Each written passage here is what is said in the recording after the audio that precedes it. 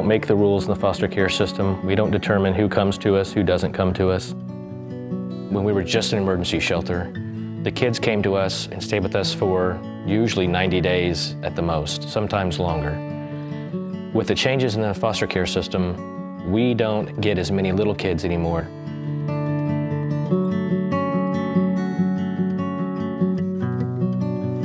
So the way that has impacted the Austin Children's Shelter and changing those priorities is that more often than not, we have older children that have oftentimes been in the system long-term, that have maybe had sometimes as many as 8, 10, 12 foster placements. And there's not a lot of other options. A lot of these kids have been through so many foster homes. They've learned not to trust, learned not to love.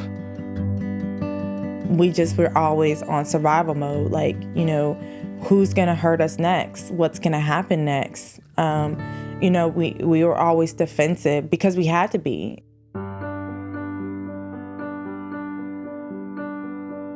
We operate from a place of what's called trauma-informed care. So we try to, in everything that we do, in all aspects of our services, to always operate from a place of remembering that these are kids that have experienced significant trauma, and we do not want to further traumatize or re-traumatize.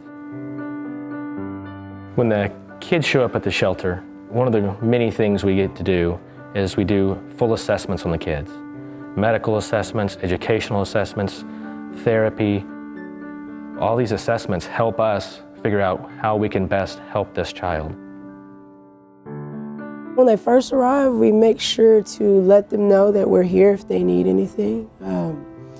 And this is a place for them to grow, for them not to necessarily forget about the past, but to use the past and build on it for the future.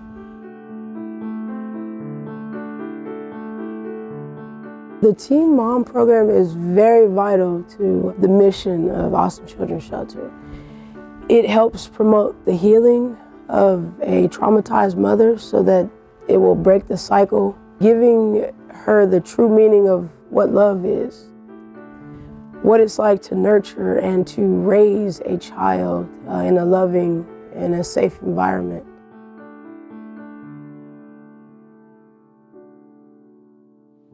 We have a fairly new program that's only been operating for a couple of years now. It's called Transitional Living Program for kids that are aging out of the foster care system. They don't have to abide by all the rules that we have for the little ones. They have more freedom. They have to go to work. They have to go to school. They have to get transportation. They are working steadily toward achieving those milestones that we need and want for young adults. And it's a really, really tremendous program.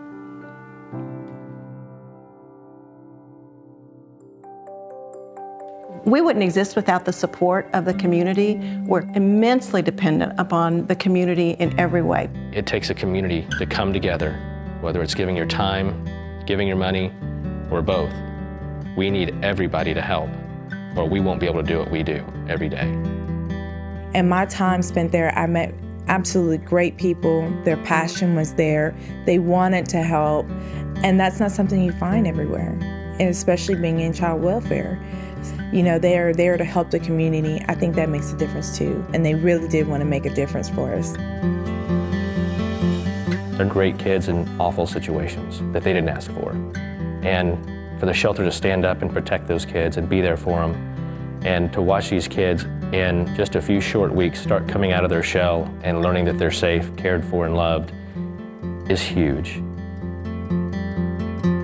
I've seen one of the kids come through full of rage.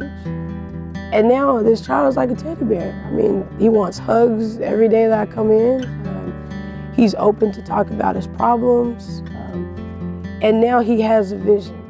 He has a dream. When he first came in, it was as if his mind was full of fear. And as we know, in a mind full of fear, there is no space for dreams.